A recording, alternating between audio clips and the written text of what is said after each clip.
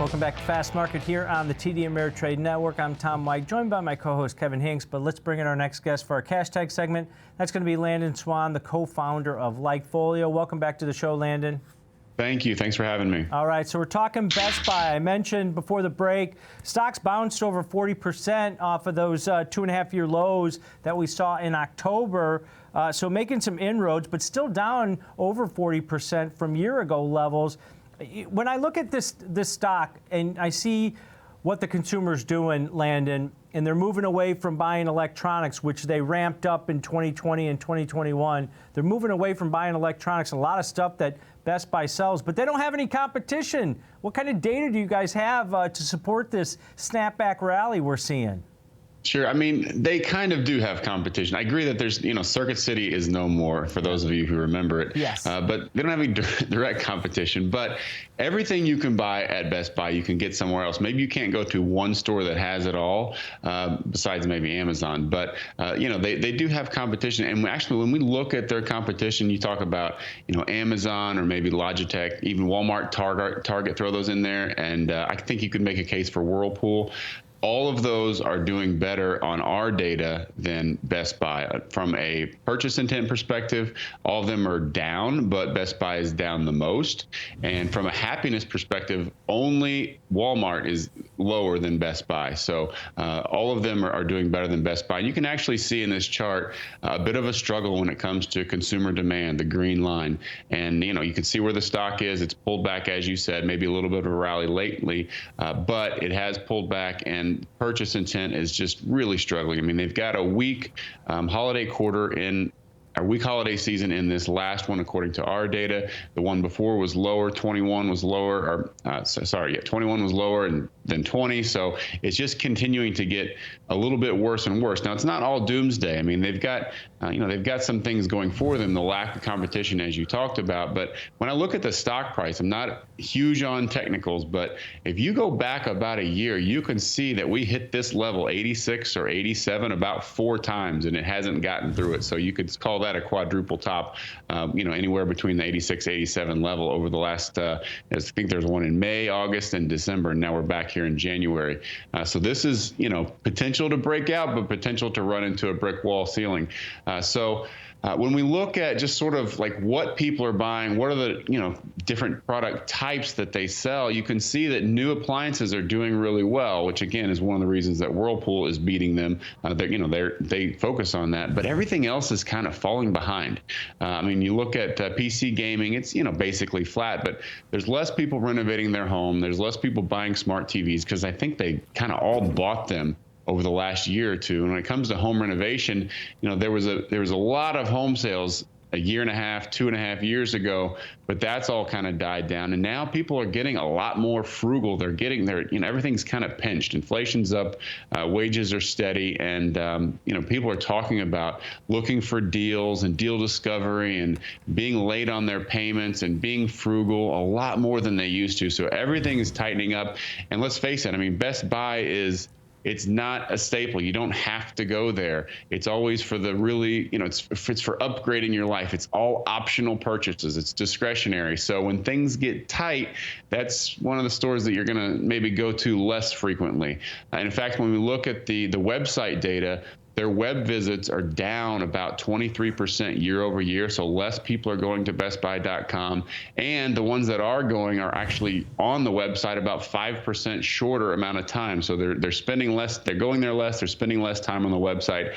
So most of the data that we have is slightly bearish. It's not doomsday, but it is slightly bearish. And the fact that the stock has run up so much lately and hitting that sort of that top level, gives me a little bit of a confidence to maybe make a bearish bet. And we don't have earnings for what, maybe 4 weeks, something like that. So love to hear you guys' take on it, though. Landon, let's start with a moment of silence for good old Circuit City when it was on. Okay, that moment of silence is over. Now, Landon, here's the thing about Best Buy. You're right. Everything points to a weakening environment for this company, yet they continue to kill on earnings expectations. Last quarter, look at the chart of the stock. It jumped on a big 36-cent beat in earnings expectations. They had $10.6 billion in revenue. They raised holiday sales guidance, and the chart in the stock looks actually pretty well. It's significantly above its 200-day moving average. You're right. In terms of a chart, and I'm not a chart master like some of the other guys, it's hitting a pretty significant level, though. I can tell that. But how does this company keep doing this? How does it keep beating expectations and defying what people thought would be a gradual decline in this business? Is it the fact that people want to see electronics and touch them before they buy them? What is it that keeps this company going? That's it, because you can get everything at Best Buy on Amazon.com, every single thing. But you can go in there, you can look at it, you can compare them, maybe ask some questions. And a lot of these, a lot of these purchases for customers are maybe a little bit intimidating. You're talking about, computers and accessories and things that maybe not everyone understands exactly all the pros and cons. Why is this one $250? Why is that one $150? What's the difference? And so it's tough, I think, to get that just online and going into the store. You're right. You have the ability to compare all that, and it's a one-stop shop. So they do have that advantage, and they have each section of Best Buy has a competitor, but Best Buy as a whole store does not have a competitor.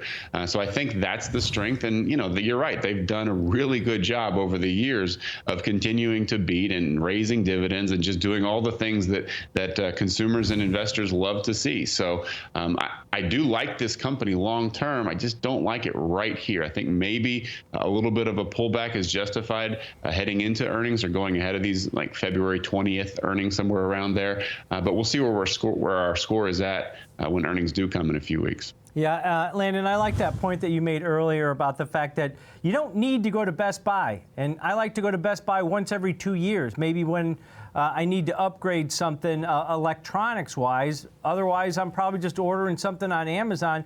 But when you look at happiness, I think this is a big key. They buy back a lot of stock.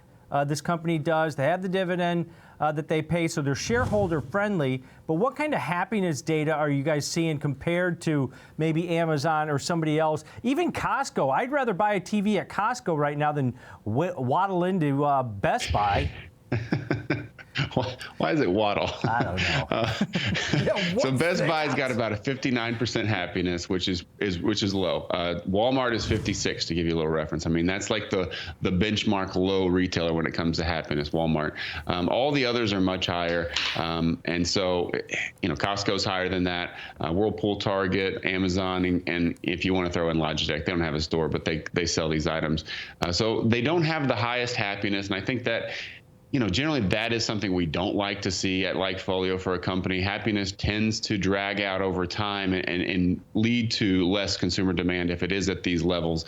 But Walmart's been doing really well with low happiness for a long time. So if you can do other things, if you can get good prices, then maybe people are just like, whatever, but I got to go there and get the good price. And I'll tell you one thing, the last time I went into Best Buy, I was in that situation where I didn't know the difference between these different things. I needed a little help. And the one that I finally decided on at the store, I pulled out my phone, looked it up on Amazon. It was the same price. I was like, all right, well, I guess I'll walk out with this one. I think they're hip to the online competition. So now it's just, do you want help or not? Do you want to be able to get it right now? They've got the curbside delivery. So, they've done some things to keep up with the times. And so I like them long term. I just don't like the stock at this level, 86 or 87. Okay, so negative right here. They don't have earnings until the beginning of March, so we'll keep that in mind. But they did just announce today, my Best Buy members will get free shipping, trying to compete a little bit with the Prime membership and the Walmart Plus memberships at this point. All right, great stuff as always, Landon. Appreciate it. Hey, and by the way, I use Waddle because I'm short, Landon. I'm short. That's what I do. Okay. All right. I love it. Thank you. Yeah, thanks, Landon. Landon Swan, co-founder of LikeFolio.com, helping us break down the data here on Best Buy. Cab,